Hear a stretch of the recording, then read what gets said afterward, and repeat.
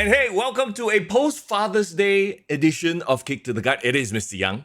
And it's for in the building. Happy Father's Day, Mr. Young. I'm not, Yes, not saying that you're a father, but yeah, my dogs kind of don't really count. But to all fathers in Singapore, all around the world, Happy Father's Day. Hey, we salute you. yeah, man, to all fathers, to all daddies, to all, So does it mean that Dominic Mysterio is celebrating Father's Day as well with Liv? I'm pretty sure he does. I'm pretty sure. So yeah, he is Daddy Dom after all, right?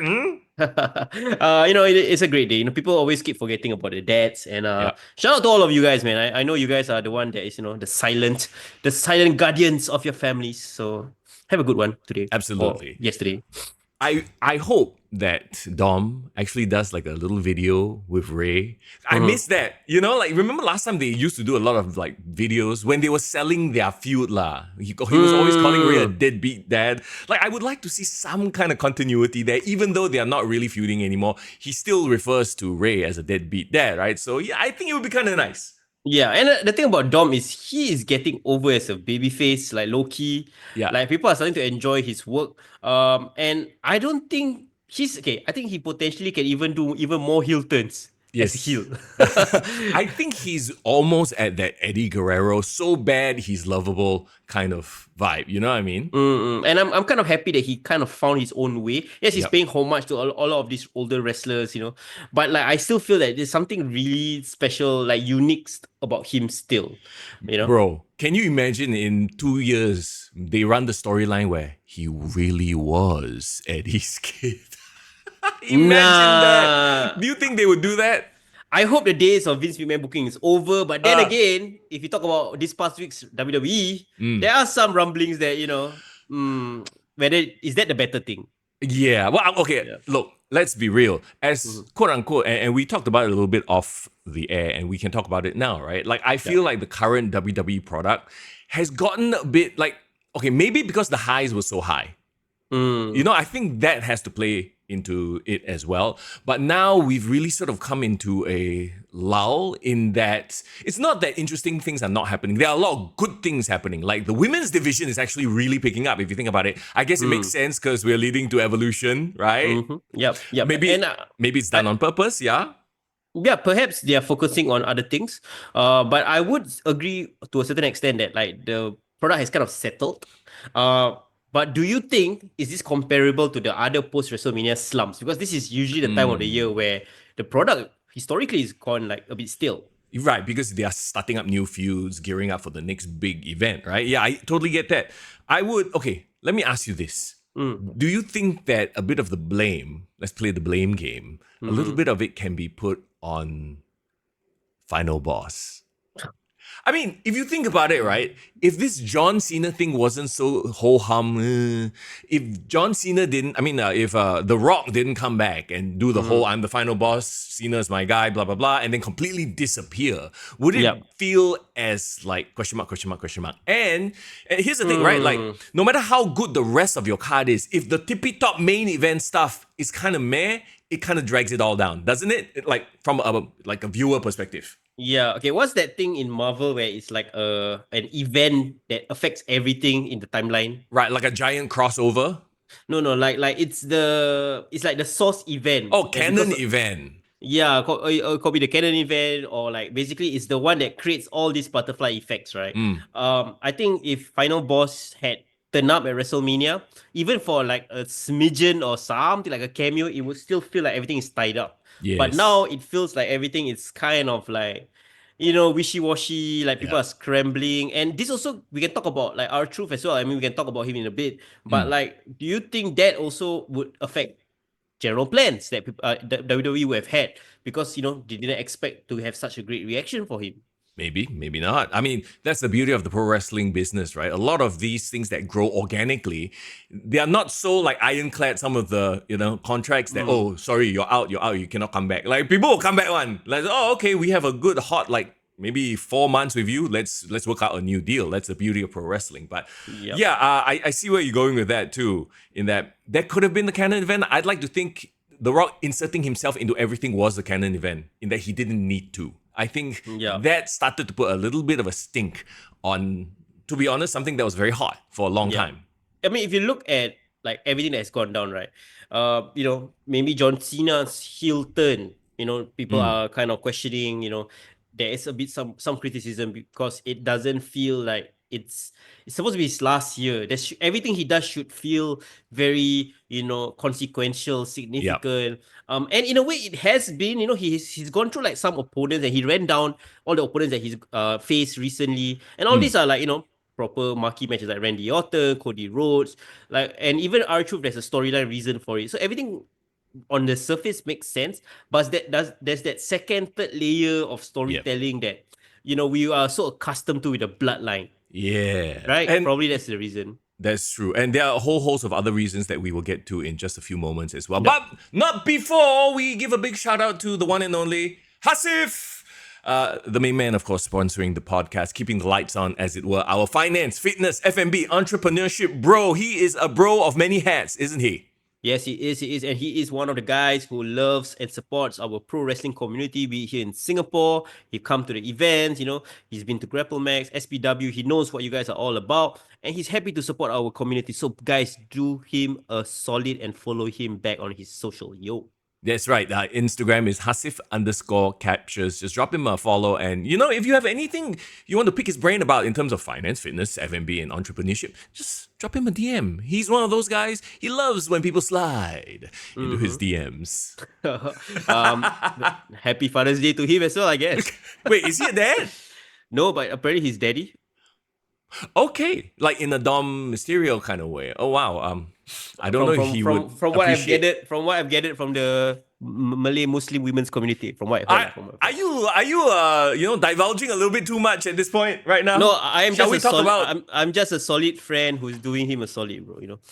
Okay, yeah, slide into his DMs. There you go. Okay, let's go. Ask him about finance, fitness, and F&B and entrepreneurship stuff. Everything else, I don't know. That one, not our daiti already. That one our limits. Yeah, that's our limit already. But what is not off limits is when we talk about pro wrestling, I want to say that is Cody Rhodes' chase of Cena a retread of what we've seen already. He's already chased Roman Reigns, right? And it was a 2-year chase. And we're used to the same old. It feels like the same old with Cody. It feels... I don't know why it doesn't even feel fresh anymore when John Cena comes out and scowls. You know what's the crazy thing? I was watching SmackDown, and of course Cody was in the main event. I was listening to the audience. Yeah. The pop, not there. I mean, The R-Truth.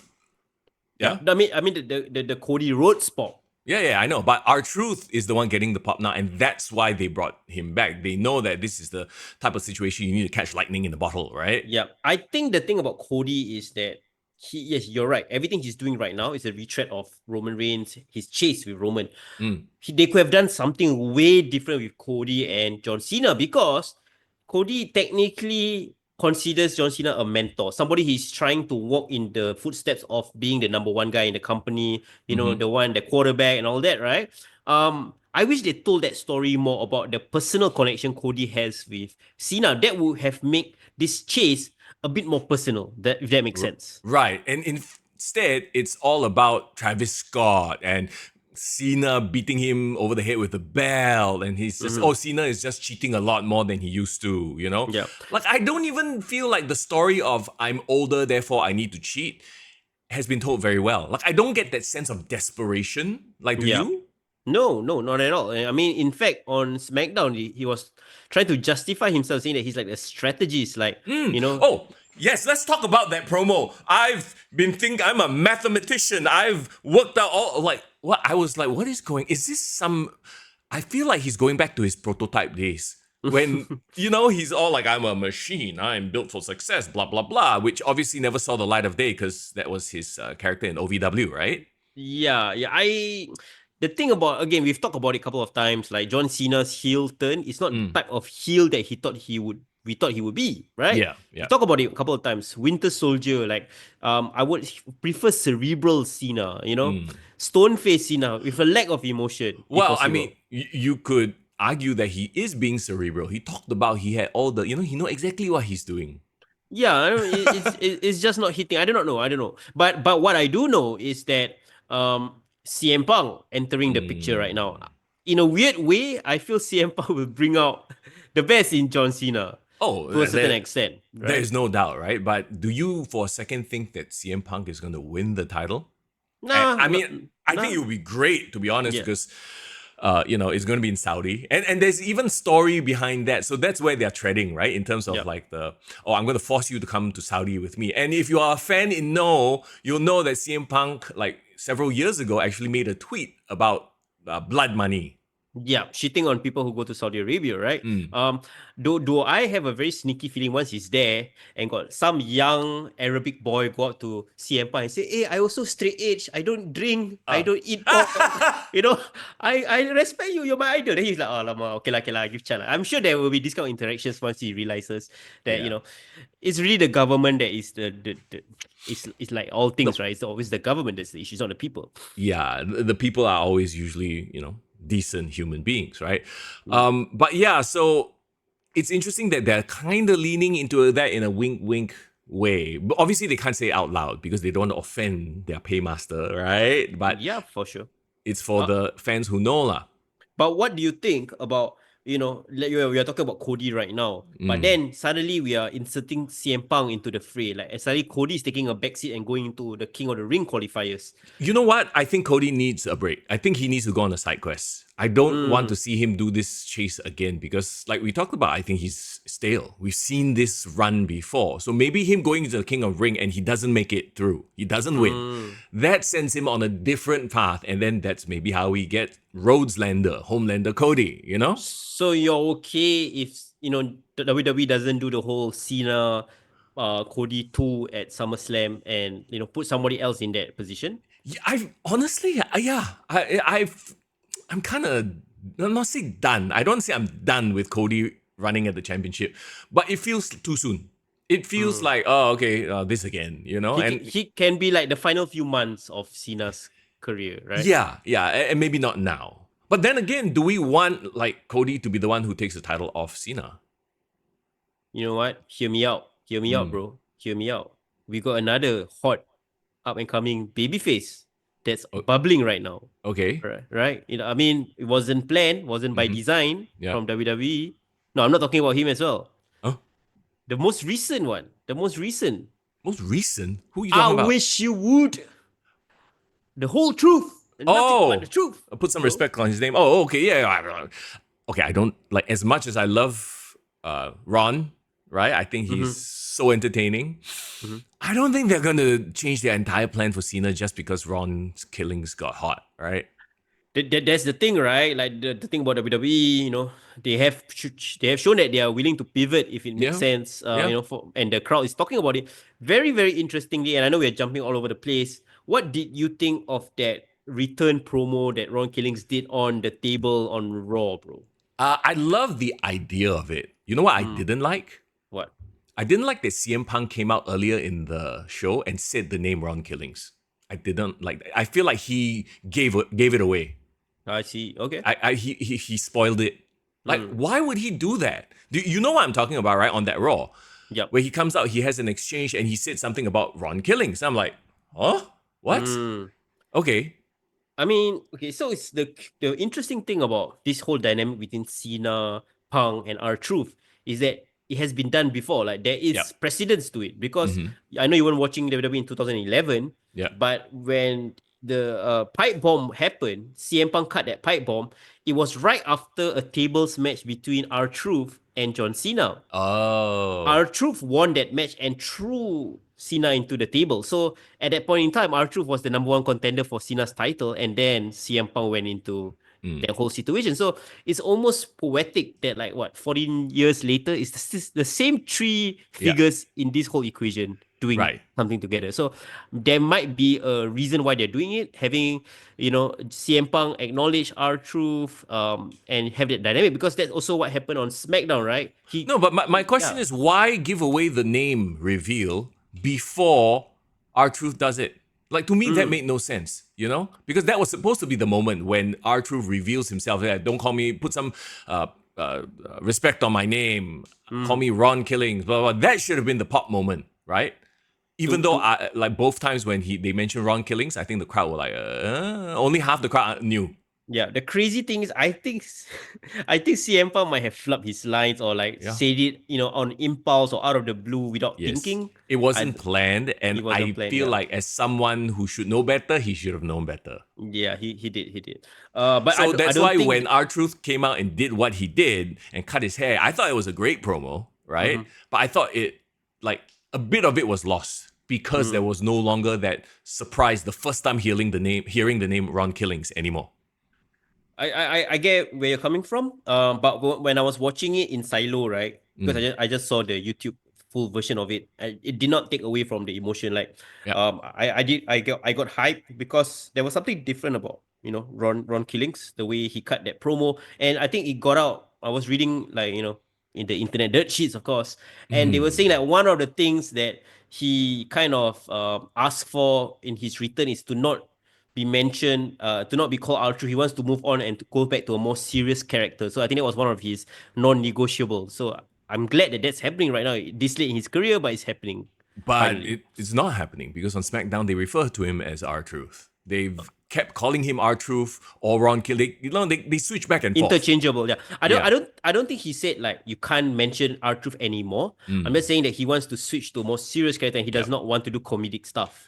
I feel like he's playing some sort of dissociative disorder character, to be honest. Schizophrenic a bit, right? Yeah, like both of them are still in there in terms of the, I guess the logic of the situation, right? Because you can't suddenly go from this bumbling fool to like this super serious guy. So I guess that's where we're going with it in terms of a logical standpoint. Yeah, I mean it's a modern gimmick change lah. In it is. a age of social media where it's so hard for people to say, "Hey, I want to do a new character." They're like, "No lah, I remember you as Tensai," Yeah. or like Albert. Yeah. So I think a gradual evolution makes more sense. The cutting of the hair is very very symbolic. It makes a great way to kind of transition visually, at least. And now the fact that he's just this psychotic guy who's kind of like stalking and hunting down Cena. John Cena. Yeah. Yeah. I think it's an interesting wrinkle in his character. Do you also see on Busted Open Radio he did. responding to Baba Ray? Yeah, because Bubba Ray went on about how, like, okay, just I wouldn't mention the word truth anymore. I wouldn't even make it part of my gimmick. The whole truth, nothing but the truth. Cannot say that. And then it was probably a work lah. That whole thing. They're all friends, right? Yeah, I know, but like what's amazing was that he essentially became crazy and like was kind of when psychotic in a way. And you saw like Natalia selling it. You saw Bubba selling it. Dave LaGreca. No, Dave. Yeah. Yeah, Baba wasn't on it. It's like there's a bit of danger. There's this like, oh shit, we shouldn't disrespect him, and that's missing from wrestling, in my opinion. Like even if in kayfabe, I feel like when somebody gets serious and like, hey, you talk to me like that. Like there's no like, oh shit, there's somebody crossed the line. I've never felt that. Even probably the last time I felt that was like when it was a HBK and Chris Jericho. Remember that feud where he punched the wife? Yeah. And then you knew like, oh shit, that crossed the line somehow. And so it feels very, very captivating to watch. How weird does it feel seeing Ron, R-Truth, botak? When he came out to beat up Cena, I'm like, okay, that's something I need to get used to. Yeah, it is. But I just can't wait to see this coming, Raw. Was it SmackDown? I'm not sure where they announced the match. SmackDown. It's gonna be SmackDown, Cena versus Ron Killings. I want to see what is the Ron Killings presentation. It's gonna be interesting too because like, is this gonna lead to a match at the PLE or is it? I hope it's not gonna be like just a few weeks contract extension and then that's it, right? Cannot be right. So the crazy part of me, right? Yeah. Like I know technically CM Punk officially like accepted the challenge or officially challenged Cena for Money in the Bank. I feel like there's gonna be some shenanigans, and again, R-Truth will get involved. You mean Crown Jewel, right? Sorry. Not Money in the Bank. Sorry, Night of Champions. Yeah. One of these damn PLEs. Yeah, it's coming up. But before that, and right after that, and before SummerSlam, there is another Saturday night's main event. So a rematch for the title? I think so, with our Ron Killings this time. I feel that it makes a lot of sense there, and then that will cause that uncertainty, right? Whoever wins King of the Ring, they might challenge John Cena in their heads. But what if the shocker of all shocker might not happen probably, but Ron Killings potentially having a chance to win going into SummerSlam. I think that will turn a lot of heads and What if CM Punk wins? CM Punk, yeah. Again, okay, if CM Punk were to win, I would want CM Punk versus Cody Rhodes to happen somewhere down the line. Well, I mean, they did tease it on SmackDown, right? They ran into each other and they're like, hey, at some point we have to come together. Like, yes, correct. They were teasing that at some point they will have to fight. Yeah. I'm not keeping track of who is in the bracket of the King of the Ring, but I do remember there is I think Randy Sammy is on one side. Randy and Sammy is on one side, right? And then of course the other side, Cody just qualify, and then there will be one more. Looking at that, right? Cody going to the finals makes a lot of sense. Yes. Cody versus Randy make a lot of sense. Actually, but then, all of them make sense. Cody versus Sammy makes a lot of sense. They're friends, right? Yes, but then Sammy in Saudi Arabia makes super lot of sense. So yes, that's true. There is some stakes there, like unpredictability. And the other match that hasn't happened includes main event Jey Uso, who desperately needs to win to advance because he just lost a ton of heat losing to Gunther in that fashion. Can we talk about that? We talk about that match? Yes, of course. Okay, so we just came off, Money in the Bank. They had the tag team match and all that drama. Yep. Logan Paul wasn't even on Raw, right? No. Suddenly, Jey versus Gunther. Logan Paul is really that guy. He's on that Brock Lesnar shit now. Like, he will come in and do a short program and then disappear for a while, and he will always be a draw. Yeah, I think he's a made man even without being a WWE main eventer. Does that make sense? Yeah. And you know what? I say lots of respect to him for being able to get to that position without having, spent the years. I know a lot of people don't like him because of his social media stuff, but he is made for wrestling, pro wrestling. Yeah. If there was ever going to be a performance center on how to build your social media brand, bro should be like one of the trainers there, bro, for sure. Yeah, bro is the CEO, bro. That's what's up. But anyway, okay. Coming back to the title loss, did it surprise you when it happened? It did. But then thinking back on it, and hearing the so-called plans for Triple H, that Triple H has, makes a lot of sense. But again, remember what you said, and I think whatever you just said came true, bro. You know what I'm talking about? What, like the fact that his yeet movement was wearing thin already?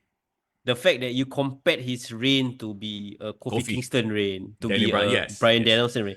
This has come to fruition, bro. Like, I honestly do not know, hand on heart, whether Jey Uso will come back to the main event seat after this.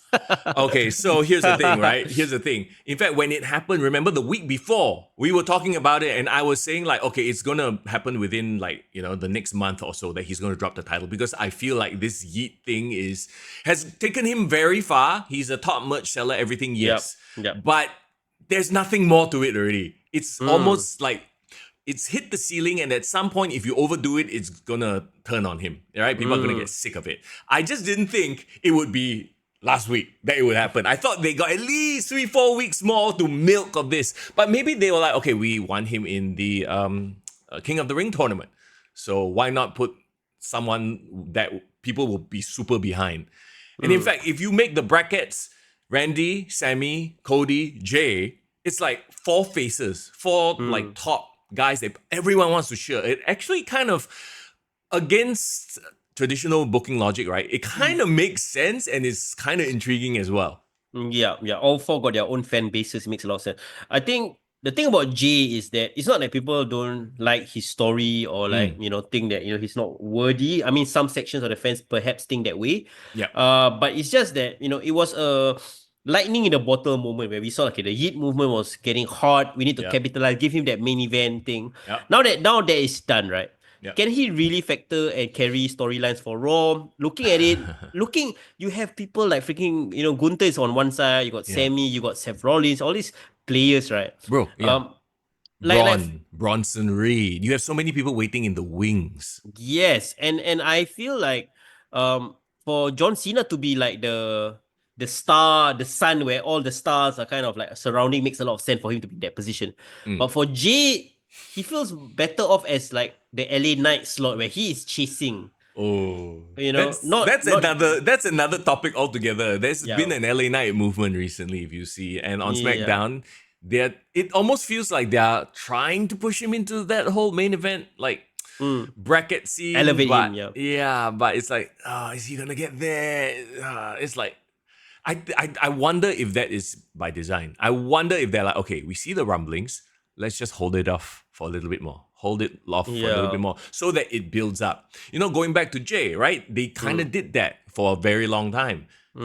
Give him a little bit, then take back. Give him a little bit, take back. And finally, we're Yeet movement at its peak, blah, blah, blah. And I guess, you know what? I don't really hate the fact that they took the title away from him because he's already a made man. He, you know, what? And back to what you were saying earlier, you're speculating. Is this his last, like, not say last, but his brush with the main event, and then after that he's just going to go back to tag teams? I think yes. Yeah, because based on the rumors again, it's reported that WWE is probably interested in bringing him back, reuniting him with his brother, trying to find ways how they can do that. I don't hate it, right? Because again, I will use another good example: the Hardy Boys, right? Jeff Hardy had a super nuclear run at the main event, right? Yep. Everyone thought he's gonna be like take over John Cena as the number one guy. Of course, he fucked up. He's in his own way, but for him to kind of slide back down and reunite with Matt Hardy, it does not feel like a demotion. It more feels like, okay, now he's back to his roots. Yeah, like his I don't know what's the scientific term, to his median, is it? His homeostasis. Yeah. Oh, bro, No, that's exactly it. Yeah, you're right. Same with Kofi Kingston, same with Bryan Danielson. You know, they had that lightning in the bottle moment, they capitalized on it, they will forever have the tag, former World Heavyweight Champion. And good for them.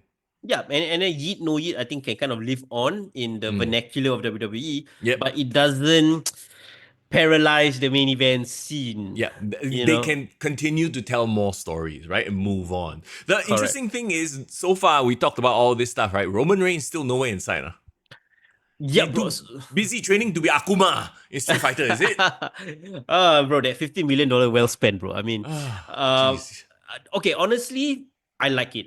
You gotta keep a rare Pokemon, in the roster. Oh, I love the reference, by the way. I love the analogy. Yes, that's true.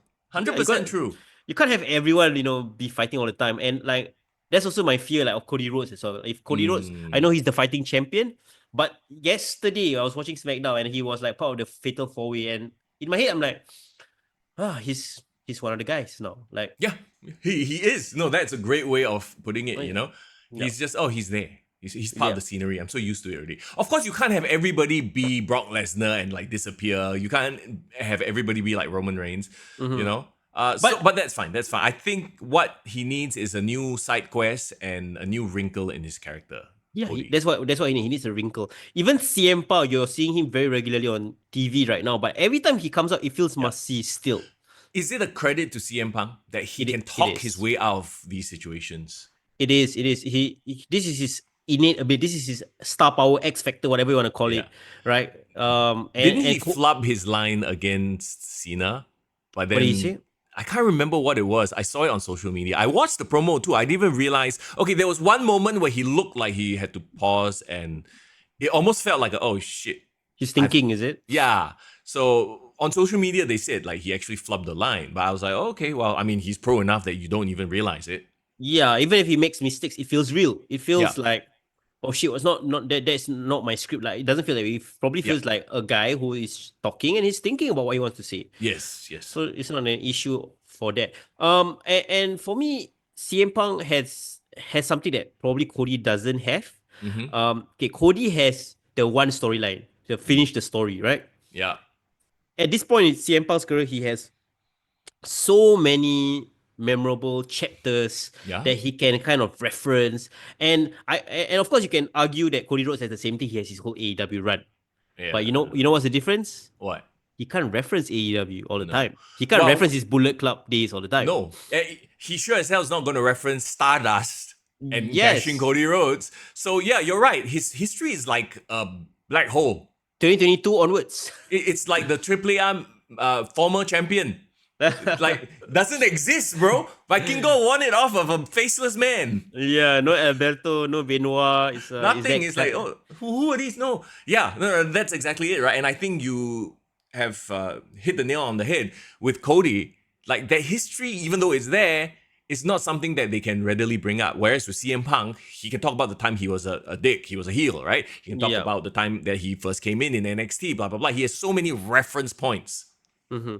If I was the booker right now, if I was Triple H, what I would do with Cody is give him a crisis of confidence.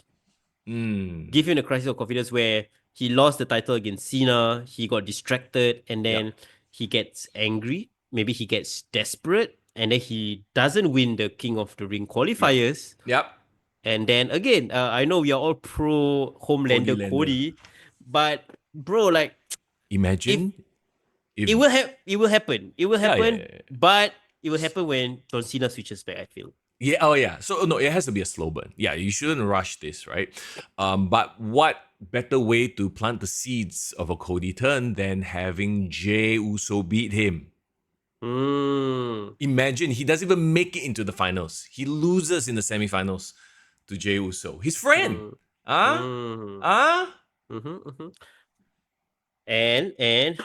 who if he is the number one heel, who should be the number one face? Roman. And then we run it back. Yes, we run it back, but with a new element. Like, this is Rock Austin. I mean, I'm not saying that Austin's heel turn, they're one of the worst heel turns in the history of WrestleMania main events, right? I would say misguided. Misguided. Yeah, misguided. But, like, definitely we want to see that wrinkle. And just put a ball on it. Yeah, Cody needs it. I won't say soon, but at some point in at least the next year, we need those hints already. Yeah, for sure. And of course, we will talk about the King of the Ring preview probably next week. I think the event is 2 weeks from now. Can we also quickly talk about just in general, because right now we're leading towards Evolution, right? One thing I wanted to bring up was Nikki Bella's return.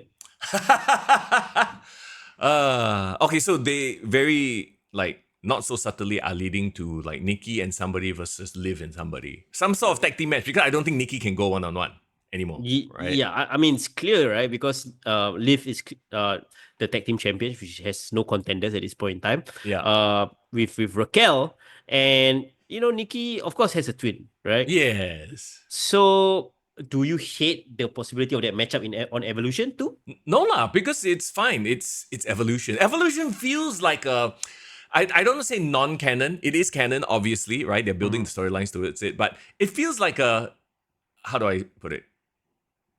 Like a special attraction, like, Worlds collide like that. yeah, I guess all the stories still remain, but it's got that theme to it, for better or for worse lah. Yeah. So I don't mind it. I don't think they should win. Like, the Bellas suddenly have a tag team run. No, give it to somebody else who is there. Yeah, people are saying that the tag team division is like complete ass right now because there's lack of challenges. But I would argue the opposite, bro. Okay. I would argue the opposite because wait, women's tag team division? I'm talking about women's tag team division. Yeah. Well, they spoiled it again. They've been spoiling a lot of returns, by the way.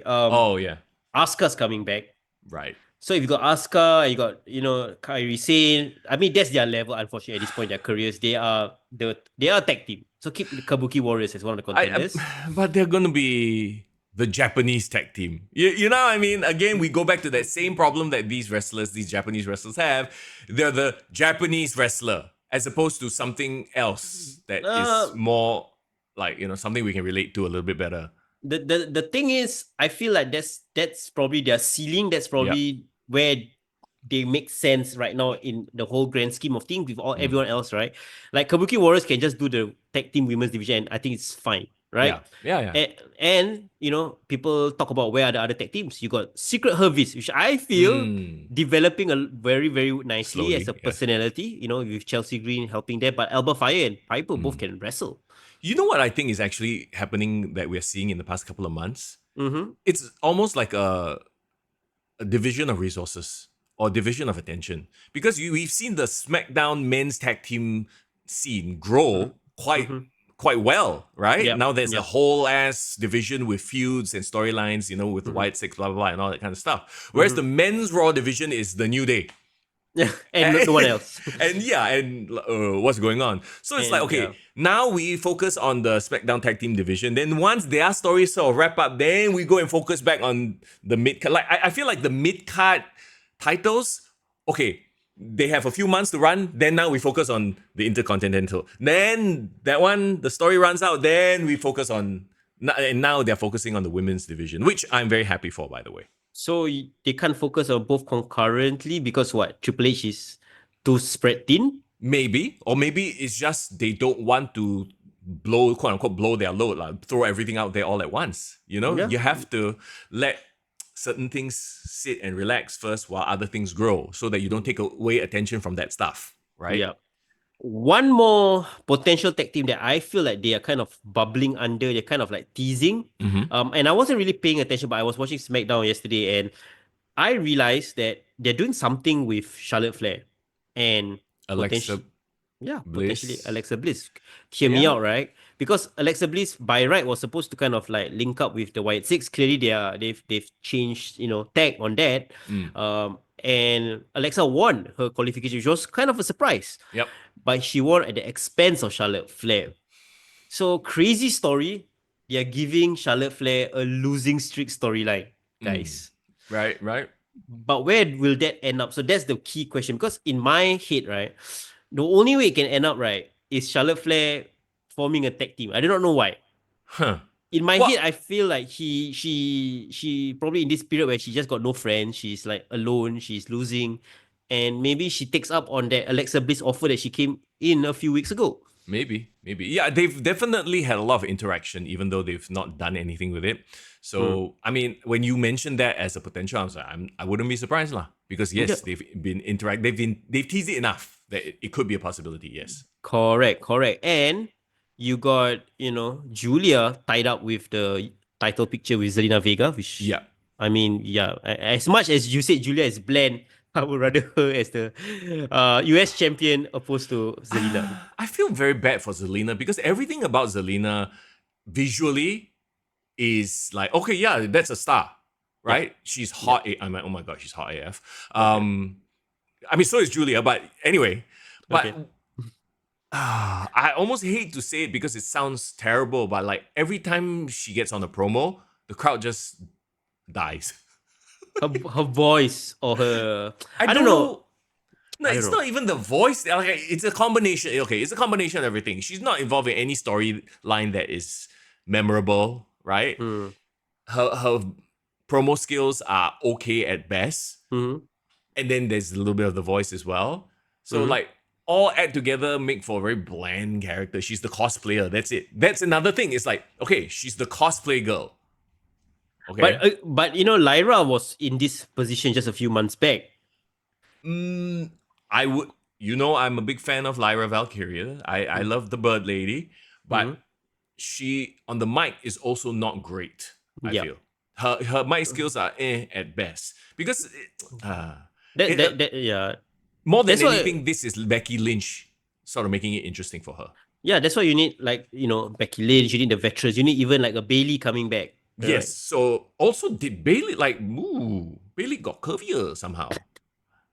I was trying my best not to mention that, but then I don't know what kind of diet. I mean, that's not what is important. We respect her for her skill in the ring, but damn it, no, she looks great. Observation is an observation. She look curvy. Like, what's going on there? What diet is she on? She's nothing against that, bro. That's amazing. Like, the curvier, the better. Go for it. But yes, all the way. So okay, are we seeing Bayley versus Becky? Which, I mean, it kind of sucks for Lyra because she gets pushed out of the IC picture, right? Or it's great for her because now she is fighting against two contenders. Okay, so it's a three-way feud lah. Three-way feud, I would say, and it kind of brings up, Lyra, because you see, there's precedent for it. Bayley can be pissed off with Lyra because they were supposed to tag team with each other, but then Lyra never did anything, we just completely move on from Bayley and just chose Becky after that. True. She can call her out on that, Yeah. So the women's division, like we alluded to earlier, is really cooking. right now. Yeah. I don't hate it. And you know, if you're talking about like unsung heroes on the women's division, you need to give more love to some of the people who are doing bangers on the mid card division for the men's as well, right? Right. Chief among them, El Grande, Shaq Americano. Gable. Right. Yes. No, El Grande and Chad Gable. They're two different people, you know. Yeah, they are. They are. I mean, I'm not gonna deny that. But after what he did at Worlds Collide, Yeah. God damn it, like bro, give him just start with the mid card, then slowly give him everything else, bro. Come on. You're telling me that Dominic Mysterio can survive against El Grande? You tell me? Actually, I would love to see them feud. I would. Yeah, shit. I tell you, battle of the lovable heels that turn into baby faces by design. Yes, yeah. Can we just have Chad Gable win the AAA title? Like, I would legit start watching AAA. For Shaq Gable, yeah. Yeah, for Chad Gable lording over or make it El Grande Americano. Like the fake luchador. And then it can be a whole storyline and he'll be a mega heel in Mexico. He will be crazy.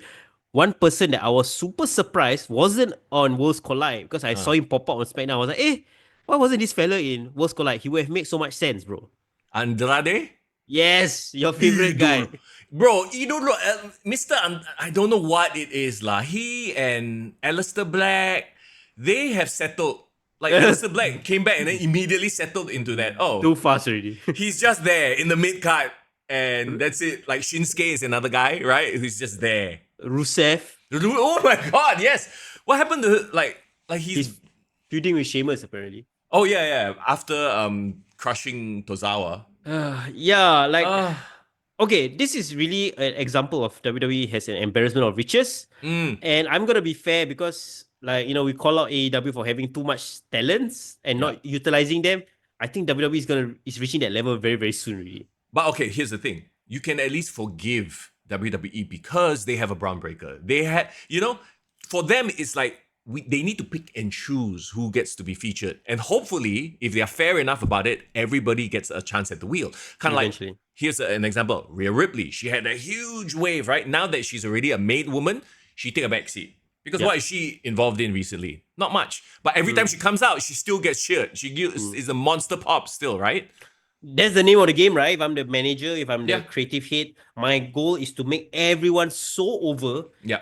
Doesn't matter who versus who. It can be The Rock versus Tajiri, but it's going to be over because Tajiri is over, right? Exactly. So that is what they're doing right now. So that's why they don't have time for certain people. And it is what it is, unfortunately. And that's why I don't hate them. They let go of Carlito and Sarah Logan and all those people make sense, right? Yeah. But then again, you have one time R-Truth from Killings, giving a reason why he should make a case to stay. One more person I wanted to mention as well, Karrion Kross. Talk about maximizing your minutes, bro. Yeah. But I don't know why they just again, not enough spots, not enough time. That's true. Probably. That's true. Meanwhile, on the other side of the channel, hashtag, oh no, it's just the same old people doing the same old bullshit. Well, spinning their wheels. I'm gonna give some comments about AEW, bro. Because I actually bothered to watch it this week. Oh my god! Okay, yes, please do. Okay, let's put a bow on the WWE stuff real quick though. Let's put a bow on that. Anything else that is standing out for you in terms of the product? I think they need to get through Saudi Arabia first. Honestly, because I feel like the fatal four ways that they're doing for the qualifiers, because they didn't realize they did triple track qualifiers for Money in the Bank. Yeah. Now they're doing fatal four way qualifiers for Night of Champions. It's hilarious, but I don't give a damn about any of the qualifiers. I just can't wait for them to just proceed to the event itself. They need to get over it. They need to get over whatever that they have planned for Gunther and apparently Goldberg. Oh boy. Yeah, I don't know whether that's a thing. Is that really happening? Unless Gunther just demolishes Goldberg, I do not want to see that shit. Yeah, same. I feel like if there's gonna be his retirement match, thank God it's in Saudi Arabia. It's not like some big, SummerSlam event and all that. Is that what the dirt sheets are saying? Gunther versus Goldberg in Saudi. That's what the dirt sheets are saying. Okay lah, the Saudi money lah. Okay lah, let this Goldberg retire and give it, put one notch on Gunther's belt. That's why I was saying like Triple H. The reason why he pulled the title away from Jey Uso was apparently because of this. So Makes sense. you're first to hear it. You might probably be seeing Goldberg on Raw this coming week. You never know. As long as we see Sandberg, can really. Yeah, hey, Sandberg looking jacked, bro, day by day. It's growing. Bro, I want to see the Sandberg versus Steiner Sun It's gonna happen. I'm pretty sure of it. at some point, huh? Yeah. But okay, so that's the WWE stuff. Again, like I don't feel bad when I haven't skipped a week, but I don't feel bad if I don't see it live or I don't see it on the Tuesday when it airs, right? Sometimes life gets busy, but during like the Bloodline era, every week was like, oh shit, if I'm up at this time or if I'm at home, I will watch, you know? Now it's more like, Wednesday, then I watch Raw. Or Thursday, then I watch Raw. Remember the months where like every time Sami Zayn appear, you are like, oh, is he gonna get turned on? Who's gonna hit on him today? Who's gonna hit? It's like a telenovela. Yeah. I miss those days, but you gotta have peaks and valleys. Like you cannot have everything super good. I think then you won't appreciate it when it was really, really good. Yeah. True. Okay. You very quickly want to bring up any AEW stuff? The only thing I've really kind of sort of paid attention to very peripherally, I see some of the social media stuff, maybe watch a YouTube video or two, is okay, so like I know MJF is part of the Hurt Syndicate now. They hurt people, but then he's because they are doing their Worlds Collide. They're doing what's it called? Grand Slam Mexico. Yeah, so he's going up against one of the top Mexican guys, Mystico. Mystico, yeah. I saw the promo where he called him like a Sin Cara or something like that. A sloppy Sin Cara. Sloppy Sin Cara, which was quite funny lah. Yeah.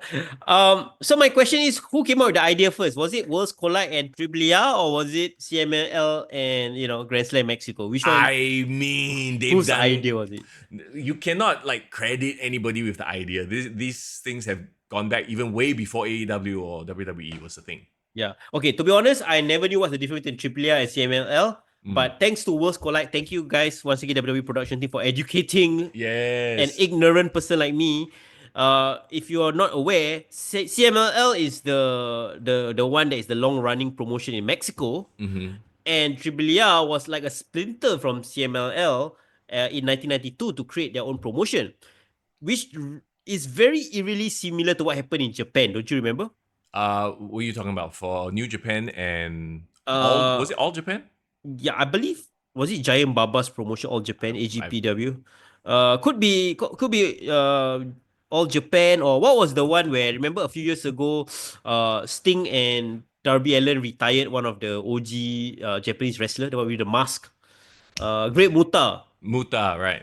Yeah, that one they did one promotion, Noah. I do not know whether Noah is the earlier one or is it AJPW and then See, New this Japan would have been better served as a live stream. Then, all the Nashwan, all the New Japan people, they will come in. Okay, no worries. Now, when this thing premieres, you guys on the chat, please educate us as well. Comment away. But the point I'm trying to make is that it's very interesting why WWE decided to pair up with AAA as opposed to CMLL when CMLL it was the traditionalists, right? I mean, AAA was just up for sale, law. It's just a money thing, law. Was it really a case of CMLL is already tied into deep with Tony Khan and AEW that like, hey, AAA, come, let's go take them over. And you know what? I learned more about Mexican wrestling from that one Worlds Collide than I have watching however many hours of AEW. Forbidden Door. And then presenting it, but never actually educating anybody on it. Remember that one time last year, was it like MJF fight Hichichero? Hichichero, yeah. And I'm like, who? Where is he from? Very quickly, right? I actually rewatched Chad Gable versus Vikingo, right? Yeah. And okay, is it a stretch to say that Chad Gable completely outshone Vikingo? Because here's the thing. Bro, we just had a love fest of Chad Gable last episode, bro. We will do it again. I was thinking again, okay. Even though Vikingo is like, he can do a lot of athletic stuff, right? And this was the thing that like, it never impressed me when he had his matches with Kenny Omega, even though they could do a lot of like cool moves. His facial expression like never changed one. Like he doesn't sell like or like anger or passion or like adrenaline, whatever. Whereas you see Chad, he's selling his ass off. That is why even until today, people are still talking about Rey Mysterio versus Kurt Angle at SummerSlam 2002, right? That was Rey's, I think, WWE debut match. And the crazy thing was as great as his showcase of his skills were, it was Kurt Angle that made it super memorable. Right, The right, right. selling, the emotions, how he Yeah. reacted, everything and all that. And bro, Chad Gable is really a regen. I've never seen a regen in WWE so Perfect. legit. Yeah, he really is a regen. um, yeah, honestly, if you can have put Chad Gable with any other luchador, and I Mm, think he would have given him a 5-star match for sure. mm. Yeah, for sure. Okay, so anyway, just back to AEW real quick. What's standing up for you? Okay, so right now they are building up towards All In 2, right? Mm, Weird. I'm gonna say this is super weird, but there's actually a case of long-term storytelling right now in mm-hmm. AEW that it's kind of paying off, at least for me. You know how for years Hangman and Swerve has been at war with each other. Uh-huh. Yeah, so right now they are paying it off very subtly. I must give them credit. Uh, where there's a situation where actually Hangman has realized the error of his ways and is kind of like trying to build some sort of relationship with Swerve, or Yep. like kind of begrudgingly, accept that maybe he was he was also a problem lah. He's to quote Taylor Swift, "I'm the problem." There was this very interesting segment on backstage, because I think Hangman and no, sorry, Swerve and Osprey had a hell of a match Mm. on Dynamite, but it had a shitty ending because it was a 30-minute Broadway. It went to draw, and then a typical AEW, Swerve wanted to ask for like a sudden death, right? Yeah. And then now you have the de facto heels, Death Riders, and Young Bucks kind of destroying it and like making a mess out of it. But then backstage, as they were like in the trainers room, I think Hangman was kind of like calling off Young Bucks, because yeah, I think Young Bucks came to Hangman and say, hey, we've kind of like cleared the way for you to win your Mm. title against Moxley, blah blah blah. And then he said, just stay out of my business. I don't want you to involve. And then he said, stay out of Osprey's business, and then stay out of Swerve's business. Mm-hmm. And then hilariously, he was saying it outside like a trainer's room. Now all of a sudden, Prince Nana pick out. And Ah. Prince Nana was like, ooh. He said stay out of that was Right. business, right? So and then after that, he walked away, Hangman walked away, and then the camera went into the trainer's room, and then right beside Nana, who was it? It was Swerve, So of course. getting his injuries being nursed by the doctor. And then Nana was like, "Did you hear what he just said?" And then he was like, Okay, so every word. So so can we yeah. expect next week Hangman buys Swerve a new house? Well, I don't know whether they will be that kind of friends. Make up, really make. I know they're trying to push this whole like begrudging friendship or begrudging alliance, even though they have this horrible history with each other, right? Yeah, yeah. I have a feeling there's gonna be something at play when it comes to Hangman fighting Moxley for the title. Ugh. Um, and then the thing is, you got Osprey, who is supposed to. Everyone thought he was gonna win the Owen Cup, but then they went with Hangman instead, right? Yeah, yeah. So we do not know where that factors in. But all I know is it's like I think it's a similar situation where they are trying to build up multiple contenders, and genuinely the main event contenders at least are of a certain level where okay, I can see them as main eventers. Yeah. Osprey, Swerve, and that's it lah. Did you see that Hangman. clip? I think Osprey was cutting a promo, right? And then Yeah. he's talking about this AEW is shit right now because you're the champ, and will always be shit as long as you're champ. So like basically admitting AEW is shit lah, which which is Well, hilarious. the first step to recovery is acknowledgement, right? Admitting the truth. Oh Yeah, god. yeah, yeah. It is what it is. I just think yeah, man, I don't know, man. I've lost a lot of like buzz, and I don't want, okay, respect is not the term.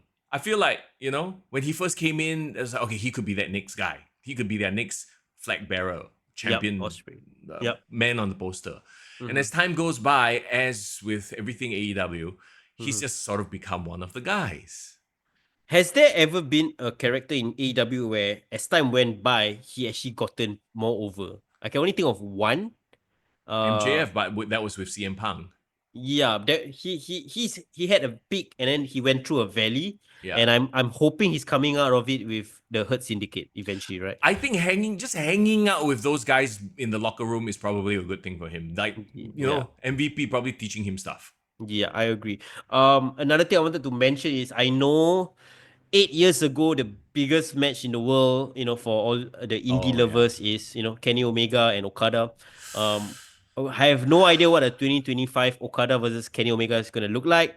Um, I don't have high hopes, but I saw the vignette on AEW and I posted it on the Discord as well. Shout out to the Discord if those of you who haven't followed. Um, I do not know who they got as a narrator.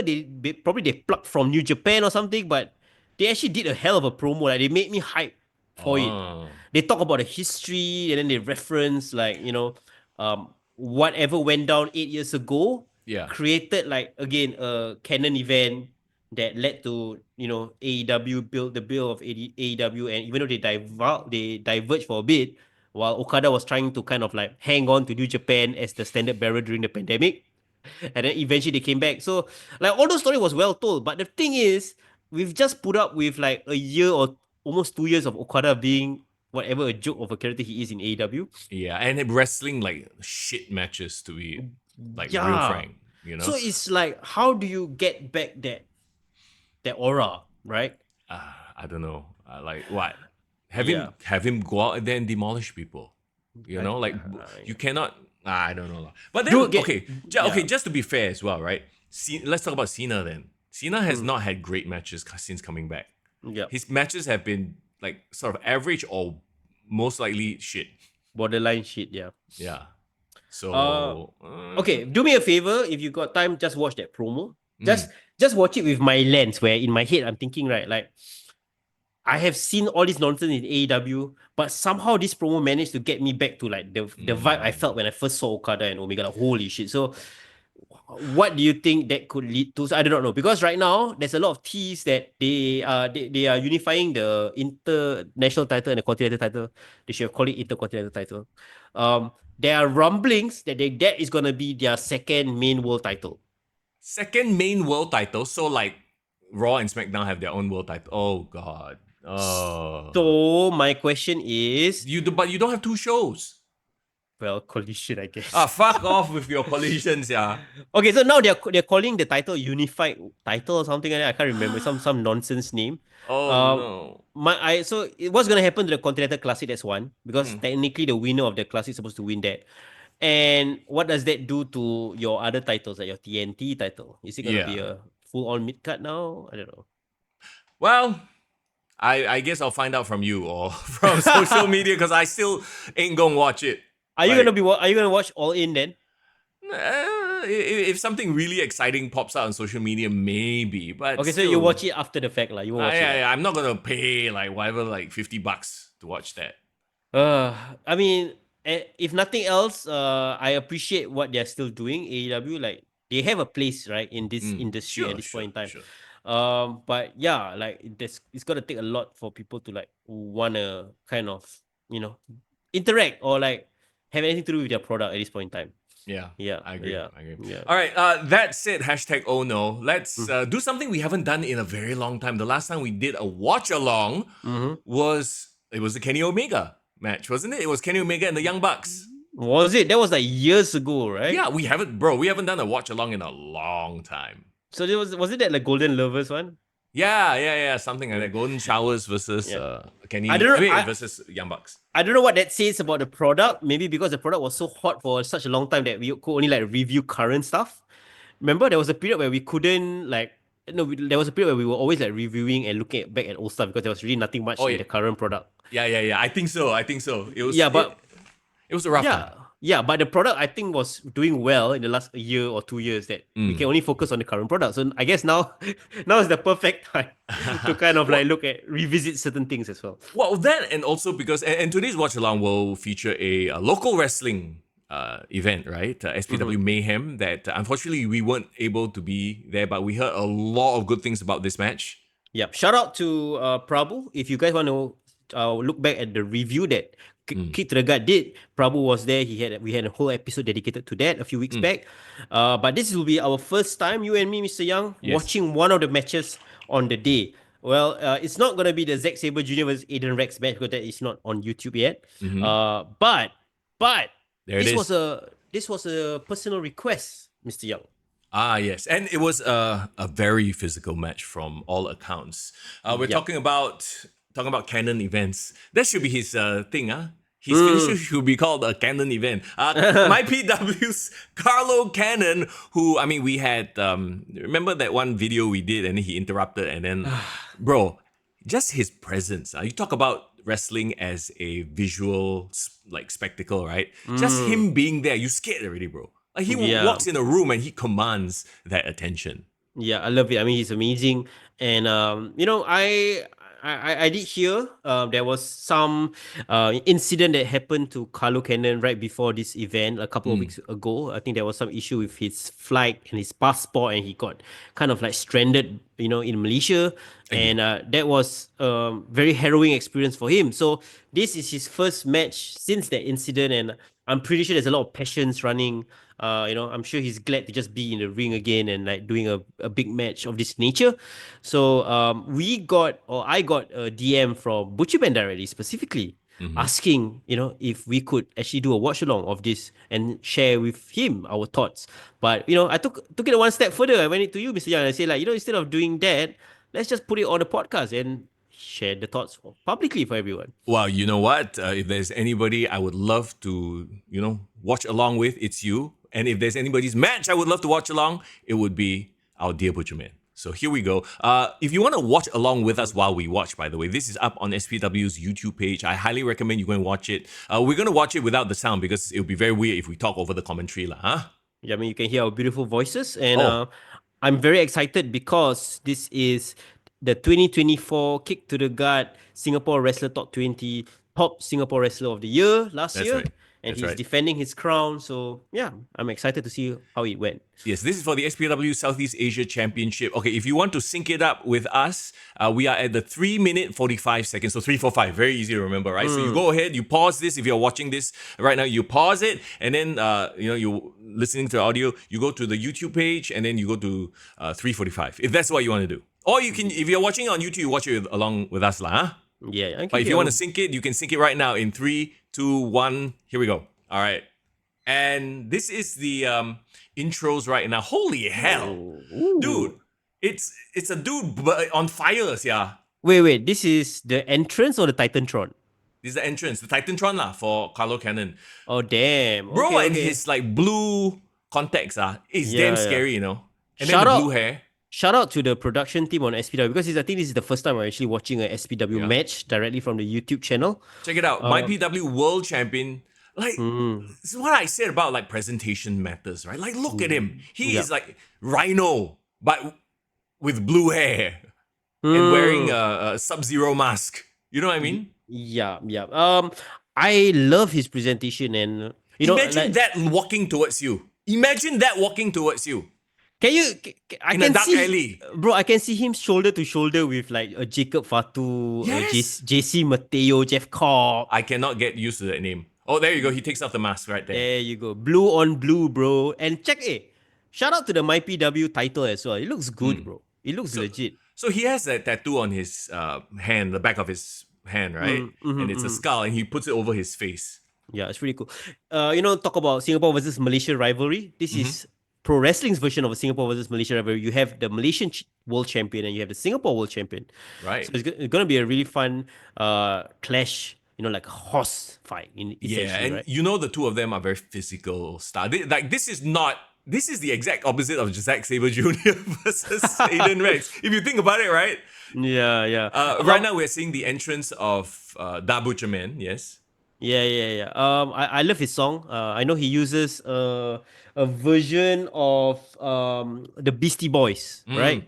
Yeah, I'm not sure whether he's using this as a title or he's using the Horror's entrance music, but I'm pretty sure it's the Beastie Boys because I'm a fan. I'm a fan of that song. And again, Butcherman, talk about character work. One of the most well-known, popular, beloved characters in Singapore pro wrestling. I think the thing about him is we've seen him grow and evolve so much. Yes. And shout out to him as well. He's getting a lot of buzz and coverage on big publications as well, bro. Yes. Yeah, I think a lot of it stems from that one promo. Remember that one promo that he did right before he won the championship where he was himself? Yeah, and he gave the birth of the STD chance to statement, right? That one. Okay, well, I don't know about that. That to me was a little bit distracting, but I Yeah. think that him being more him Mm-hmm. lends is a reason why he's connecting so much better with the crowd. He isn't just this crazed lunatic. There's nothing to connect with there. He's just a crazed lunatic who loves meat. Like Yeah. what? But now suddenly he's this guy, right? Yeah, but I love the character, schizophrenic character, and the nature of it all, right? He can kind of switch in and out. I seen him cut his Ultimate Warrior like promo on one of the radio stations. I think was it Money FM, Right. and then I saw it on Kiss as well, and I believe he did a podcast with Wait, one hang of on, the hang on. Malay We podcast as got well. Carlo interacting with the crowd. Is he like shoving somebody in the crowd? Look at this. Look at this. He must be drunk. Because no way in hell, like you see a guy like Carlo Cannon and you want to like flex on him. Sit down, little boy, sit down. Look at that jabroni, bro. Look at him trying to go puff up and flex on Carlo. Bro, Carlo Cannon's arm is bigger than your head.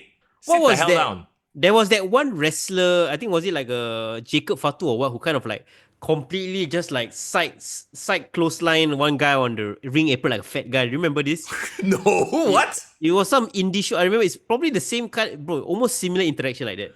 Yeah. I tell you, okay, one thing about SPW's crowds is they are a rowdy ass crowd. They are like Oh. a Friday night after work, I'm gonna get drunk kind of crowd. Yes. Very interesting the contrast with them and Grapple Max, I might say. So it really depends on your vibe. You want some danger, you want some shit hitting the fan kind of situation. Yeah, Yeah. SPW is the way to go. And I can just walk over lah from my house. So Oh, right. Yes. yeah. Love the venue lah for that. That's always a perk, huh? That's always Yeah. a perk. We got referee Ryan looking very intense in the ring as well. Yeah, just to clarify, this is just for this SPW Southeast Asian Championship. My PW's title not on the line, right? No, Not it's title not on the v line. title. No, it's not title Oh, v title, which okay, kind of gives away a lot if you think about it. But There have been situations where there have been double champs. I think so. actually, yeah. Yeah. But yeah. My point though, like because the MyPW title is not on the line, you kind of know who's gonna win, right? Yeah. Bro, I got a question. I don't know whether it's controversial, but I'm really Okay. curious. I'm not sure. So if whoever that's watching can probably explain. We've seen a lot of collaborations between MyPW and SPW, MyPW and Grapple Max. Yeah. Where's Apex Wrestling in all of this? Oh, that's a good question. That's a good Right, question. I'm like- sure like- there's a story, Dark Side of the Ring, Southeast Asia version at some point. Or it's maybe Shaukat is kind of like, leveling up his stuff and like doing all this work with Booker T's promotion, right? Yeah, Reality of Wrestling, right? So Reality maybe of Wrestling, yeah. hasn't been on that for. Yeah. So Okay. I saw Phoenix just debuted there as well, and I think they just announced that they're gonna do she's gonna do a match with Kylie Ray. Kylie Ray is going to Apex Wrestling, bro. Yes, I saw. Actually, Yeah. hang on. Is it just me or is this the first time SPW has a sponsor logo on the mat itself? I didn't realize it. Who? There Where? no Oni something. Or is it the GNB comics? I can't No, tell. it's some Oni thing. Okay, can later when they do a mat wrestle spot, you go see lah. You let me know. Alamak. So wait. Did they? So referee Ryan is standing right on the logo right now. But did they start selling space on the mat? WWE style. Oh, more crowd interaction. I'm not sure. Okay, what do you think of the venue and the whole feel? Because I actually feel in terms of like an Fuchao? indie, yeah, Fuchao. Yeah, it's a great spot for wrestling. Yeah, I think right, okay, for an indie promotion, Yeah. I think this is what you expect. I think I can imagine this kind of venue on WWE 2K, and they're like, yeah, this is kind of like the underground promotions, This that they do. This is exactly it's a bingo hall lah. Like it's a space. Yes, but like I would say in terms of production, it's visually what you expect, when you watch a wrestling, indie event. So that's cool. Lots of ECW Hammerstein ballroom vibes lah, I'm getting. For sure. Yeah. So now we got Butcherman, we got Carlo. Carlo's turned his back on Butcherman, by the way. Yeah, I mean, lots of posturing to start the match lah. Oh, Carlo is getting on that second row. Is he crowd interacting again? Whereas Butcherman is like, okay, come, let's fight. Okay, Butcher, I think you're gonna start kicking his ass right. Oh, right about now. Oh, he got a super kick down. Oh, quick victory. Of course not. Yeah, That's not gonna yeah. happen. Okay, I didn't like that because like Carlo had his back turned, Yeah. yet He still got Butcher the couldn't comeuppance. capitalize. Yeah. I would rather the heat being thrown on Carlo right now. But maybe they're trying to tell the story of Carlo being the bigger, more terrifying OP opponent, perhaps? Yeah, wouldn't Carlo attacking Butcherman to start be the correct way to get that sympathy heat on the babyface? Because Which in is- this case, yeah, Butcherman is the babyface, right? So why would the babyface attack first and then still get foiled? Like a bit, but okay. Which is what's happening right now, lah, essentially. So now Yeah. you can see Carlo picking his spot. Stalking Butcherman a little bit. I love those shots. So look at that right hand. Oh my god, that left hand. One of the better work punches in indie wrestling, yeah? Yeah, so that's the thing, right? With work punches, like a lot of time, and this, WWE, AEW, a lot of people are guilty of this. We talked about it before. A lot of strikes look like shit. Yeah. I mean, Carlo Cannon just works really snug. Look at that. Look at that chop, bro. Chop. Look at that chop. No, oh, look at that punch. Look, you see? Like, I don't know how snug that was, but you can suspend disbelief. At the end of the day, it's all about suspending disbelief. But when you have people fake forearming each other, I put my forearm on your collarbone, like it's very hard to suspend disbelief. But watch it, that big belly to belly suplex. What a like fly. everything Carlo does right now looks like it hurts, looks painful. You know what I mean? Look at that baseball slide. You know, one wrestler once told me, how do you sell a punch? You get punched. So sometimes it's fine. You just punch the fellow, I feel like he's almost a bit of a throwback to that 90s era of worker that can work snug and it looks brutal. You don't need to do fancy moves because getting punched in the face is already very brutal. You know what I mean? Yeah. You don't have to do a 360 flip or a spinning tortilla or whatever the fuck. Who does Carlo Cannon's physique remind you of, in your opinion? Rhino lah. Right. You said it before, Rhino. Yeah. He's giving Rhino vibe, but it's so weird because in the Singapore context, like everyone's naturally smaller, right? Yeah. He does look like a Goliath, despite the short stature. Well, I mean, Butcherman matches him in like girth, I guess. Maybe not so much the physique lah, huh? But like seeing Butcherman in there with Carlo, it's not like a complete mismatch. Like if you put like a Bryson Blade in there with Carlo, it looks completely mismatched. There was one time, I think, Carlo versus Eden Rex. Oh yeah. And it's almost you couldn't, like, it's not even believable how it's like a how much child Adrian versus can a get. man. Yeah. It's weird. But again, right now, the opening minutes of this match is purely Carlo dominating Butcherman. And in a very physical way. And then he's threatening the crowd again. Is it the same guy? He's that same corner. Alamak, tell that guy, your ticket not worth you shitting on people, bro. Well, like they always say, you can scold, you can yell, you can holler and boo, but just don't touch the wrestlers. Huh? Do you see that? Do you see that kick? Kicked him right in the head. So I tell you, the best way to sell a kick is to get kicked. Okay lah. I think it's snug. And not. But I wonder if they just talk before the match. Like, let's go for it. Let's just do something super snug. Okay, one thing I'm noticing about Butcher right now is that he's really selling the effects right now. Like, there's almost, if you talk about danger in wrestling, I feel the danger coming from Carlo. And now, as you can see, Butcher is trying to fight from underneath, trying to build some offense. But he gets cut off. So yes, this is how you tell that story of like he's trying to overcome this monster of a man in Carlo Cannon, right? Look at his face. Look his eyes. I love it.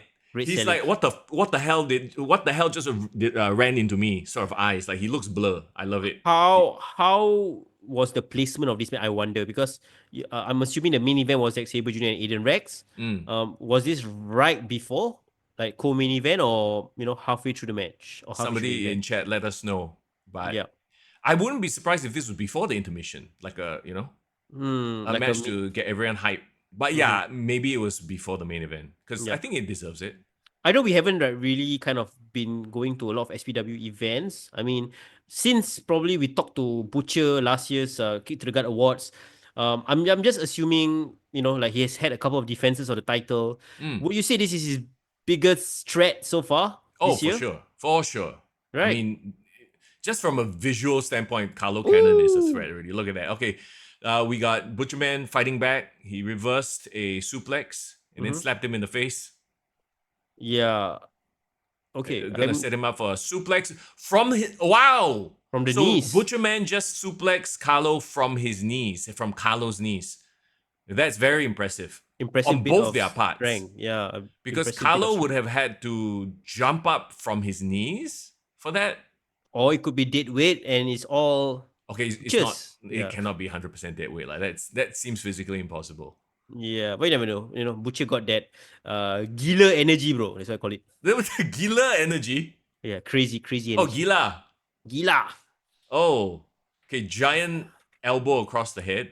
Carlo Cannon is winding up, backing himself into the corner right now, staring down the Butcherman. Oh, the Meteora. Knees to the back. Knees to the back. If I'm using a football term, it's like Carlo got like 70-30 possession right now. Here we go. Oh my god, the distance, the height on that German suplex. Oh, that was a beautiful He's German going for the suplex, pin. Oh, wow. The height on that German suplex was insane, bro. Nice setup. Hey, Carlo's eyes like a bit red, huh? How come? Is it from the... Like he got glitter on him or what? What's going on? The contacts fly off, is it? No, the context is still there, but it looks like he has glitter. Maybe some of it got in his eye. Bro, fun fact, when I was wrestling that match against Lady Killer, right, my one and only match, right, I was wearing contacts, right, but one time, Lady Killer clubbed my back, right, literally my contacts flew off, yeah. So you never know, man. I really don't know. Oh, those like short kick to the face. Yeah. And the punches to the head. Butcherman with the defiant look, trying to survive. I wish I could hear the crowd right now. I'm just wondering, like, how much is the crowd into like Butcherman as like the baby face, or like is the crowd so impressed by Carlo Cannon that they're kind of cheering all the strikes that he does? It's actually good for us not to hear the crowd. Oh, he goes for a twisting senton, I suppose, and misses. It's good for us not to hear the crowd because we can actually enjoy the match. So we technically can't be swayed by any outside factor like random STD chants. Because crowd can come out with some dumb shit sometimes. Random shit. Carlo Cannon to the top rope right now. This looks precarious. Oh! Giant drop kick off the top rope from a guy that size. Amazing. Are you kidding me? Okay, so far I'm very impressed with Carlo. Carlo is the star right now. And it almost feels like Butcher is just hanging in there, barely hanging in there. Yeah, like he's getting a bit of offense here and there, a flurry once in a while, but he is definitely the babyface in peril in this match. Is it giving you Cody Rhodes and Brock Lesnar kind of vibes? A little bit, yes. Yeah. Very interesting booking, I suppose, because maybe, SPW as Southeast Asian champion, you thought you would be more of an equal. But I think they're really putting Carlo as this like higher tier monster. Yeah. And going back up the ropes. I think it's a better story to tell anyway. Because you want your sympathetic babyface to have to climb up and not be quote unquote equal right off the bat, right? Yeah, there you go. So he managed to him on the top rope. Him. Okay. I think he's going to the top, going for, I'm assuming, a superplex, right? Yes. So Butcherman is going for that superplex with Carlo sitting on that top rope. He's sort of milking the crowd a little bit, looking left, looking right. Here we go. Big you see superplex. The crowd. Wait. Yeah. Do you see the tremble on the right leg? Yes. Was it a sell or was he legitimately like, struggling? I think it's a legit struggle, bro. Carlo is massive. Yeah. So kudos to them for being able to pull it off. Any guesses on his weight? I'm assuming he's like probably almost 90 to 100, bro. I won't be surprised. No, I don't know. But okay, now they're both on the mat. They're selling the repercussions of that giant superplex. Oh, look at the crowd. Look at the crowd cheering. Yeah. Are they saying this is awesome? I'm hearing I have no idea. But whatever it is, it's gotten them... Oh, the face-off. So they are like both on their hands and knees, pushing their head against each other. Oh, are they going to exchange? They're going for your favorite spot, bro. Nice punch. No. Look at that punch. Looks 1,000 times more legit than any AEW like chop exchange or forearm exchange. Oh my god, look at that. Bro. Carlo Cannon's some of those have to be potatoes lah. Cannot lah. Cannot bro. Okay, nice. Hey, that was solid as well from Butcher. He's fighting back, he's building up fire. Yeah. Winding it up. Okay. Bro, we are commentating at this point right now. Let's go. Irish whip. Thez Oh, press. We got Tez the punches to press. the head. Shout out to Stone Cold. Shout out to Lutez. Building up momentum. I think this is He's his biting him in comeback. the forehead. He's biting him in the forehead. That's his Come on, trademark spot. ref. Just let him be. Let him just kill him. uh, okay, so now I'm assuming we are into the third inning of the match. We're having Butcherman building up his comeback. Do you feel that it is well paced at this point in time? Yeah, I think so. So far, we've had basically Butcherman get his ass handed to him for the most part. So now we have this little comeback. Like, the question is, slingshot, spear from the outside in, goes for the Nice. pin. Carlo Two. kicks out. Yep, no, it's way too early for this to end. So this is like Butcherman's flurry moment. Oh, that power bomb. Okay, so Carlo slipped out. Yeah, that was a little bit of a rough spot there. That wasn't pretty. I mean, you should have gotten just one count because he yeah. essentially slipped out of the power bomb. Not he got slammed, but Yeah.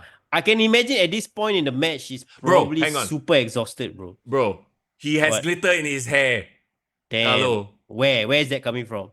It's in his hair. He probably put it. What do you mean where? He probably put it. Hey, he doesn't sweat glitter, bro. You never know, man. Okay. That's very manly for. Who's to tell Carlo Cannon he cannot put glitter? Huh? I never say anything, bro. Wasteland. Giant wasteland from Butcherman to Carlo. Very close to the ropes. Oh, but Carlo still kicks out. I believe, if I'm not wrong, if you were to watch this, Butcherman, is your finisher the meat splatter? Is that the one, or is it something else? Can't remember what you call your wasteland finisher. But I love that. Butcherman just threw his elbow pad out of the ring and then he hit some girl in the foot. And then she like moved her foot back like,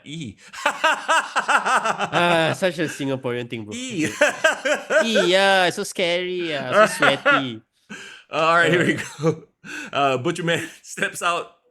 What is this? Carlo. What is this apron spot?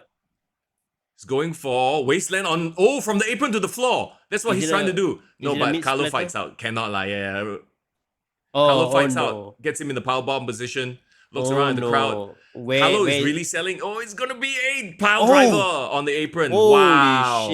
Holy shit. There better be a holy shit channel right now. Come on, guys. Bro, look at that pile driver. What do you think about it? Wow, it was good. I love that Carlo is still selling. Like, kudos to Carlo. So far, I'm very impressed. Like, he is. Yes, he's the monster. He's the aggressor. But he's also been through it with Butcherman. Thus, he's selling Butcherman. He's giving, making Butcherman's offense look great. Bro, that pile driver was super scary. Super scary. And I know part of me knows that, they're professionals and probably Carlo protected him. It'll never not be scary, bro. It's the hit, it's the neck. It's not just that. It's how fast-paced that was executed, right? Hey, Gore is in the crowd yelling okay. Running punt kick. Punt kick him, yeah. Okay, so Gore is in play right now. Gore is in play. Well, I mean, he could be just hanging out just to support his friend. But Carlo is getting in Gore's face. Trash talk. I find it very interesting that Carlo's eyes are so red, bloodshot almost. Yeah. I don't see a situation where Carlo loses right now. Okay, hang on. Butcherman is bleeding. Oh, there you go. Okay, I didn't bring it up because you were saying something just now, right? But Butcherman went under the apron for a second. I was like, what's going on? Is he like looking for a chair? But now we know why he went under the apron for like a hot second. Now we know. I mean, we don't lose the magic of it, right? We don't want to spoil the magic of it. But okay, now you got Butcherman back in the ring. You got Carlo going up the top rope. Is he going for a giant splash? It's a splash. Sorry, it's not a tsunami. It's a splash. Okay, 1, 2, and no. 2.5. Is this the first time in a long time we've seen an SPW talent blade? When was the last time we saw blood? Well, I don't know about Blade, but I think we haven't seen Blade in a while. Not Bryson Blade, Okay, but I guess if any match deserved it, it would be this match, right? Because they are so physical, the two of them. Yeah. And I mean, realistically, it will make sense to do a head bump. Yeah, Butcherman is selling it now. He's seeing his own blood. He's like almost worshipping his own blood. He gonna slap by Carlo Cannon. Slap. His blood is psyching him up. He is the Butcherman after all. He should be very used to blood. The slap, and the sweat, bro. Yes. Oh, what's gonna happen here? He's calling him to like give him his best shot. Oh, Giant drop kick. And he no sells. oh, he's standing up. He's doing the Hogan thing, but with blood all over his face. Come Look at the crowd. get Look me. at the crowd coming alive. Oh yes. There you go. Rolled up. Carlo Cannon rolls up. Butcherman half into crab. a half crab. Half crab.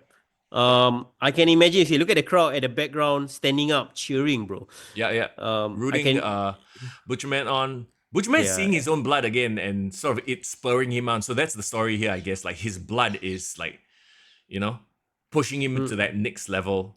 Are we seeing a Bret Hart Stone Cold moment right here? Okay, not quite lah. I wouldn't consider those two in their categories, but oh my god, these stomps to the back of the neck. Holy shit. Dude is dead. Dude, there's some potatoes in there, man.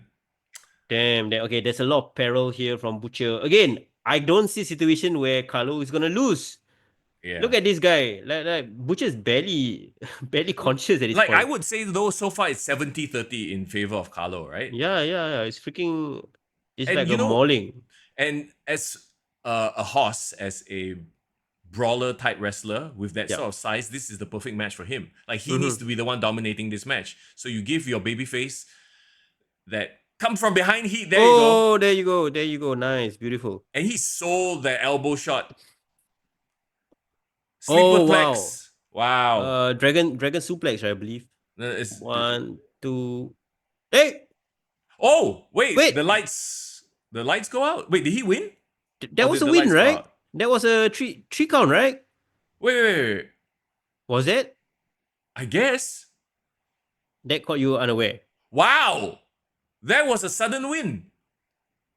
He caught him in the sleeper, threw him back, so it's a sleeper suplex. And it's a 1, 2, 3. What? That's not his finisher, right? I guess it is now. Because he has a new finisher. Like the Wasteland hasn't been his finisher for a while. But holy heck. Did he just absorb Kenny Omega's moveset after fighting him? Now, because that is one of Kenny Omega's signature move, right? Like a dragon suplex. Snapdragon. Yeah. I'm not sure exactly what it's called, but yeah. So I would say that was unexpected. Like, did it build up to the win in your opinion? Was it? I mean, I like that it was sudden. It was a sudden, you pulled it out of nowhere. I think what they're trying to do here is they're trying to give Carlo his flowers as well. And this opens, you know what this opens the door for? What? Rematch. Yeah. Oh, you got lucky. You caught me with one move. You know, it was out of nowhere move. Yeah, right? I had you for like 90% of the match, and then Carlo begrudgingly shakes the hand. There you go. Of the Butcherman. You have the handshake, the mega powers unite. Interestingly, bro, no shenanigans from Butcherman this time round, right? No licking of the hand and doing any sticking of this stuff that he does. Which is what was needed because he was in peril most of the match. Yeah. That was a really good match. I kind of wish we were there, bro. Yeah, but to be really honest, I wasn't a fan of the ending. Right. It just felt so abrupt, like the build. Maybe okay. So here's the thing, right? Like here's my thought on that as well. Like, I feel like maybe at the end, Butcher could have sold like the beatdown because it was almost like he hits that finisher real quick, sudden pin, sudden win, and then he's like, I'm back to 100 already. He's there, he's posing, he's smiling, blah blah blah, the handshake and everything, right? And let's not forget, the video is probably edited down, so there's probably stuff in between we weren't there to see, right? Perhaps. He could have sold it a little bit more. I'll give him credit. I mean, the benefit of the doubt, rather. So, but yeah, to see him suddenly just after such a brutal match where he was beat down for 70% of the match, suddenly he pulls off the victory and then he's like, post, like, yeah, great, I won. I feel like maybe he could have sold it a little bit more. Yeah. But I'm generally okay with that finish. Well, as long as it leads to another match. You know, for the Singapore Wrestler Top 20, one of the criteria is for us to grade a match or an event, we need to either be there live or have seen a footage of it. There you go. So technically, we've seen this footage. So maybe let's do a bit of a tease for our audience. What would you grade Butcherman's performance in terms of star ratings. Wow. So here's the thing, right? I feel like that's because everything I'm thinking about it in my head. I love that you put me on the spot because initially the first thought I wanted to put out there was Carlo Cannon did a fantastic job. I think he shined in this match, right? And he did a great job of putting Butcherman over. But of course, let's not discount Butcherman's contribution here. I think first of all, I really enjoyed the match. I think you want to give it a star rating, like it was a 4 out of 5. Okay. Okay. If you want to give individual star ratings, I would say, but he lost. But Carlo lost. But then again, we're not grading the Malaysia wrestlers. But you know what I mean, right? Like I feel like Butcherman was put over very well by Carlo. So I'll give Butcherman a 4. It's not exactly Vikingo versus Chad Gable. There wasn't a clear, distinct star. Even though Carlo, I would say, outshine Butcher for a majority of the match. I think maybe that was the story that they were trying to tell, right? Yes. You have this monster, like forcing the champion to fight underneath. Yep. Everything, I think, leading up to the last third of the match was really, really good in terms of like building up sympathy. Yep. The comeback was really, really good as well. I just felt like the ending was too abrupt for me. For me to climax, for lack of a better word. You're right, because the second it happened, we were both like, is that it? Wait, what? We were in mid-conversation, bro. We were not even like thinking that was going to be the end. But that aside, if I could take that out, that would probably just chalk up 1 star away. So I would also give it a 4. I would say 4 is a good performance. And of course, he was defending the title, defending SPW as a promotion, defending Singapore's turf, and he came out and survived. So kudos to Butcherman, and thanks for letting us check out your match, and that's our review of it. Look, after watching that match, I want to see more Butcherman. I want to see more Carlo as well. Like there's so much that he did in there that impressed me in terms of like we talk about strikes and. Again, I don't know how many of those were potatoes, but those look legit. Like I could watch the two of them just throw hands and not do a single Hurricane Rana and still be impressed. I mean, I've always been a fan of Butcher. There's a reason why he's our top Singapore wrestler of last year. Yep. He's now the defending champion. He's basically on the Cody run from last year, right? Right. And that's why you needed to put him in peril in a match like this, because if he's always the guy on top, then it's like, okay lah, what's the story, right? But he was fighting from behind for most of this match.